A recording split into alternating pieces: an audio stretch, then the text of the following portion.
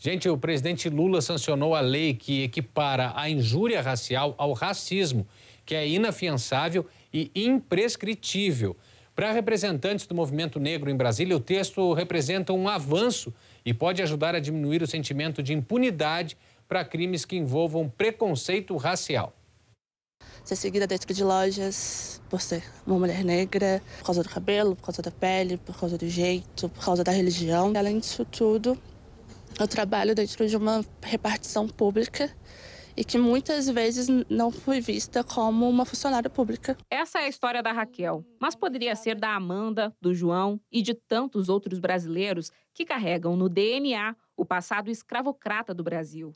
Carregam também o sentimento de impunidade. Infelizmente, a gente pensa duas vezes quando é individual, justamente para entender que a delegacia pode ser um movimento de violência também. É verdade que a legislação que trata desse tipo de crime mudou bastante desde a Constituição de 1988. Mas, até então, enquanto o racismo, que é quando a discriminação é coletiva, resulta em pena de 2 a 5 anos, a injúria racial, que é quando a ofensa é individual, tinha uma pena mais branda, de 1 a 3 anos de reclusão. Uma nova mudança que se adequasse à realidade atual da sociedade brasileira já vinha sendo discutida no Congresso desde 2015. E aí, em outubro do ano passado, o Supremo Tribunal Federal equiparou o crime de injúria racial ao de racismo, tornando-o inafiançável e imprescritível.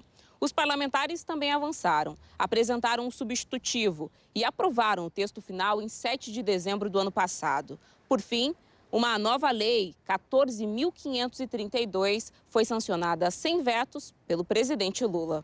O senhor presidente da República, Luiz Inácio Lula da Silva, sancionará o projeto de lei 4.566 de 2021, que tipifica injúria racial como crime de racismo.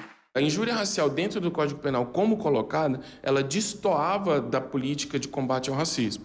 A injúria racial ela tem um contexto por trás de todo um histórico racial, de conflitos raciais que a gente tem no Brasil, seja pelo período de escravização de pessoas no Brasil, que era algo até previsto na legislação como algo naturalizado, né? Se desumanizava as pessoas, e tudo isso trouxe para dentro ainda da nossa sociedade atual esse contexto de desumanização. E os crimes cometidos no ambiente virtual ou então em eventos esportivos, por exemplo, poderão ter uma pena ainda maior. Era mais difícil a gente pegar essas situações e apenar, porque tinha esse contexto de tentar, de fato, se camuflar ali. E hoje vai ser um pouquinho mais difícil.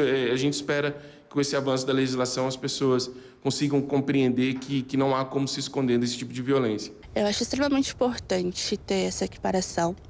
Primeiro que nos coloca, de certa forma, num espaço de segurança de fazer essas denúncias, né, e saber que elas podem ser responsabilizadas, essas pessoas que cometem esses crimes vão ser responsabilizadas.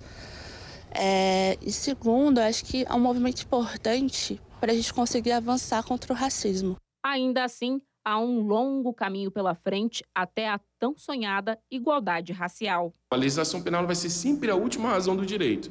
Vai ser sempre a última fase de combate ao racismo, de combate à violência racial. Temos o Estatuto de Igualdade Racial, que é uma diretriz de políticas públicas, mas as instituições elas devem compreender que ações afirmativas, ações igualitárias, elas devem ser implementadas de pronto para que o combate ao racismo seja eficaz. Pois é, séculos nessa luta e mais um passo agora adiante. Tomara que isso gere efeitos aí, né, na sociedade.